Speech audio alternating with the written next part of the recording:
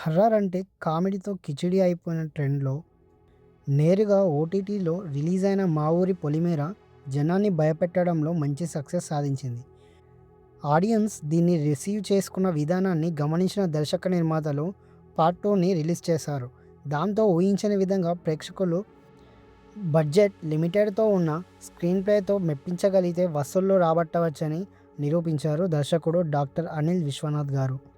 ఇప్పుడు part 3 ready కాబోతుంది. 'పొలిమేర 3' పేరుతో రూపొందుతున్న ఈ హర్రర్ డ్రామా కోసం యాక్షన్ కింగ్ అర్జున్‌ని తీసుకొచ్చారు.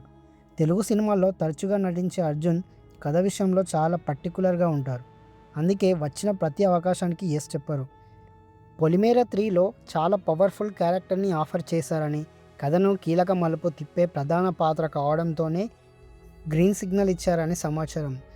అర్జున్ గారు యెస్ చెప్పడంతో ఈ సినిమాకి మరింత హైప్ ఎక్కింది. మీకు పార్ట్ 1 నచ్చిందా? పార్ట్ 2 నచ్చిందా? కింద కమెంట్ సెక్షన్‌లో మెన్షన్ చేయండి.